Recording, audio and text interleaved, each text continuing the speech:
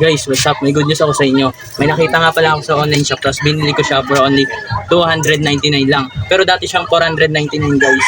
Kaya ngayon guys, i-share ko sa inyo kung ano yung kinagandaan nitong bag na to. Tignan nyo guys ha. Ang maganda sa bag na to guys, ang dami niyang pwedeng malagay. Bukod sa dito sa front, phone. Ayun yung mga nilalagay ko dyan guys. Tapos dito naman sa loob, pwede ka maglagay ng, kung may dala kang payong, pwede mo siyang ilagay. Kasyang-kasya siya guys. Ganyan siya kalaki guys oh. Isang ano ko lang siya. Di ba ang liit niya lang, pero ang daming pwede malagay. Tapos pabango, wallet. Tapos may pocket dictionary pa ako guys. Tapos maganda pa dito guys. Halimbawa hindi ka sanay dito sa right side na to guys. Halimbawa ganyan. Dito ka sanay. Sa may kasi kaliwete ka, pwede mo siya dito ilagay. Kapag sa ano ka naman, kanan, pwede mo siya palitan dito guys, kasi dalawa yun oh. Ayun oh, dalawa yung sabitan niya.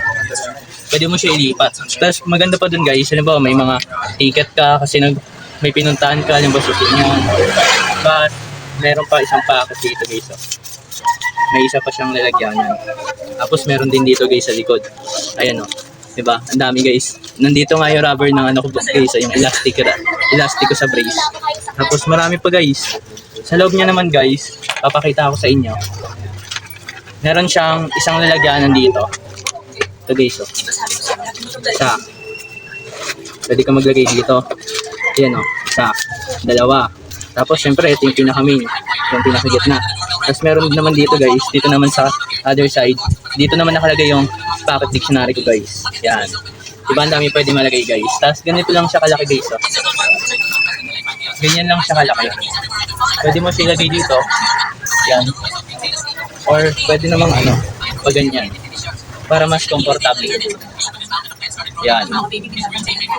Para kahit tumakbo ka. Kasi kapag dito guys, ayun lang ano sa kanya. Syempre, pang forma lang yun. Possible na mahulog siya. Pero kapag ganito, malayo-layo yung lalakarin mo or may balak na tumakbo or mag-jogging, pwede pa ganyan. Ano, ganyan siya guys. Bagay siya kapag nakahuli ka. So ayun guys, alis kasi ako ngayon guys. And ito yung ginamit kong bag kasi dito ako komportable guys kasi hindi siya nahulog. And bagay siya kapag naka-jacket. Kasi di ba kapag nagmumotor, madalas naka-jacket ka para hindi ka mainitan. So yung mga nakamotor dyan, tapos maraming dala, pwedeng ito yung dalhin yung bag. Mag-order na kayo. Ilalagay ko na lang yung link dyan. At doon natatapos yung video na to guys. Maraming salamat sa panonood ninyo. Nasabi ko na lahat ng gusto kong sabihin at ipaalam sa inyo. Kaso guys, may nakalimutan pa pala ako sabihin sa inyo. Kasi meron pa akong idadagdag. So guys, tapusin nyo na lang. Hindi lang pala yun guys. Pwede rin siya pamalengke guys. Halimbawa pupunta kayo sa palengke guys. Pwede nyo siyang dalhin. Tapos, pwede nyo ditong ilagay yung mga listahan nyo. Dito sa harap. Yan. So, yun lang guys.